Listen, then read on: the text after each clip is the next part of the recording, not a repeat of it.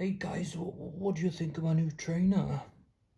No, but in all seriousness, my last indoor goal for this season is just round the corner. FRR World Tour is about to start in 2 days. I'm just doing the final preparations, and I thought I'd give you guys a little preview. By the way, I just cleaned the bike. She's looking good. Ready to go on the trainer with a beautifully clean chain. Have to replace it soon though, when I start riding outside again. So I can't believe I'm actually giving a PowerPoint presentation. I used to hate these things when I was in school, but I thought this was just the easiest way to kind of, show you guys what's to come. And it's also good, I think, for me just to go through all the stages one by one and kind of, get prepared. So let's start off with a little overview of the stages. We've got 16 stages, 2 rest days, which combines for about 650 kilometers and 9,000 meters of elevation. But a big chunk of those kilometers are time trial kilometers. So we've got about 148 kilometers of time trial in this race. As usual with FRR, we've got an assigned bike, but we've got the choice of wheels. We've got the overall GC, of course, what I'm mostly focusing on. But then there's also the sprint, the KOM, and team classification. That last one is probably going to be reserved for the bigger teams. I don't know how many of our guys are really going to compete in every stage, but let's see. It's me, I'm editing this video and I just realized my big head is in the way of some text. I'm sorry, but it's gonna have to do. All the important information is there, I'm talking about it, so it's probably fine. And of course, segments are fastest through segment only. So no first across the line or anything, it's only fastest through segment. Which makes for the fact that when you have a race with multiple laps, the attempts to get a fastest through segment are probably going to die down once the group has kind of diminished in size and isn't going as fast anymore. So let's take a look at the stages now. We've got stage 1 in France, 61 kilometers with 430 meters of elevation. It's quite a big boy to start off with on the 18th of February, this Saturday.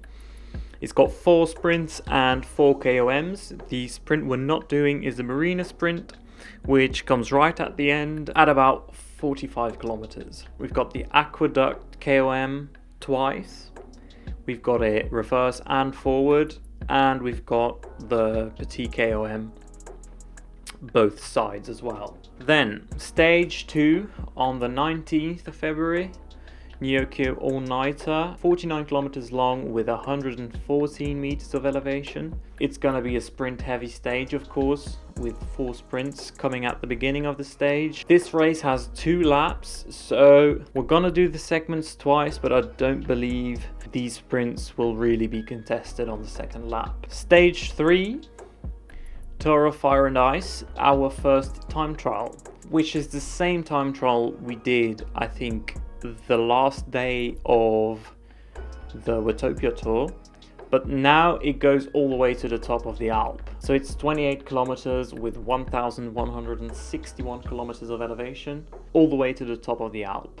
As I said before, the bike is assigned, so it's just going to be the standard time trial bike for Zwift, but the wheel choice is free, so I assume I'd probably go with a lighter set of wheels, maybe even the lightest set of wheels. Stage 4, Volcano After Party. It's been a while since I've raced this course. I used to race it a lot in the early days. So we've got 40 kilometers, 266 meters of elevation, no sprints, which I'm really happy about, and 1 climb right at the end, the volcano. It finishes right at the top. Pretty easy stage, just go with attacks if any are forming and just smash it for 6 minutes at the end. pretty basic. Stage 5 on the 22nd of February is the London Pretzel. We all know this course by now. We've done it quite a few times. I'm quite familiar with Fox Hill and Box Hill, unfortunately. It's 51 kilometers with 572 meters of elevation. 2 sprints, 2 climbs. The finish is on top of Box Hill, which in my opinion makes for a much more fun race. Then on the 23rd of February, we've got a rest day, which is very welcome during a longer stage race like this. We resume racing on the 24th with 3 shorter stages.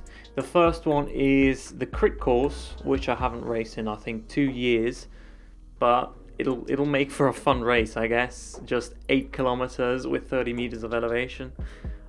It's got the little kicker as the only segment. I haven't really done any of these tiny races, so I don't know how it's going to go, but it's going to be interesting. For me, it's just going to be about sticking with the front group and not losing any time. Let's take a look at the second one for that day. LaGuardia Loop in New York, 11 kilometers with 120 meters of elevation. It's got 3 sprints because it's 3 laps long. Because it's so short, I'm not too confident saying that after the first attempt at the sprint, it's gonna slow down. You'll have to be on your guard for this stage. And then the last one for that day is a time trial, the London Loop, going up Box Hill. It's about 6 kilometers of flat before you go up Box Hill and finish just at the top. Then stage 9 is a really fun one, if you ask me. It's 6 laps of the Bologna time trial course, which makes for 48 kilometers and 900 meters of elevation. This one's going to be fun because there's no sprints, it's just up and down the course. Also the descents are really going to play into the race, I think. I'm looking forward to this one. This one I've got marked. Stage 10 is a big one. We've got the Lorraine after party, but I'm not too sure because it says on the website the race is 36 kilometers long, and as you can see on the graph, this course is only, 22.8 kilometers long. I think it's just going to go all the way to the top of the climb. It's got 1 sprint and 1 KOM, which is the first section of the big climb, the Petit KOM. And I think you'll have 2 different strategies there. Some people will probably go for the points on the KOM. Other people will pace themselves a bit more to not burn out on the very long climb ahead.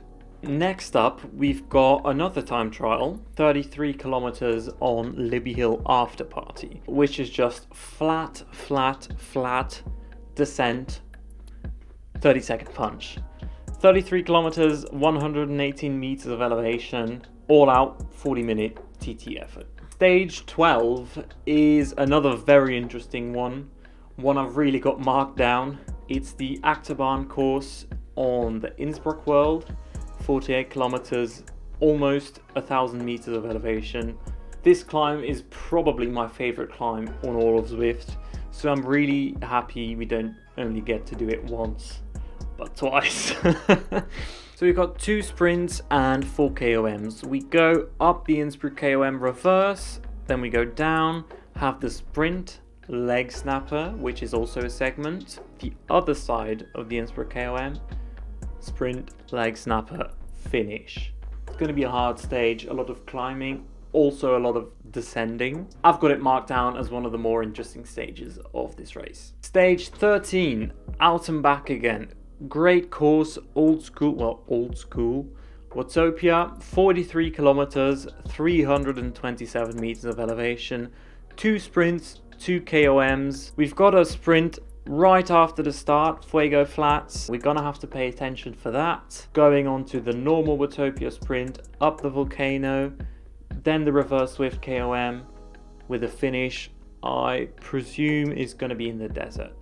Next day, we have a rest day, the second and final rest day of this race. Stage 14, we've got another time trial, 48 kilometers, 200 meters of elevation. As usual with the time trials, no segments, 2 laps of the course. Then the penultimate stage, stage 15, is, yeah, my favourite Zwift world, Yorkshire. We've got Royal Pump Room 8, 44 kilometers, 710 meters of elevation.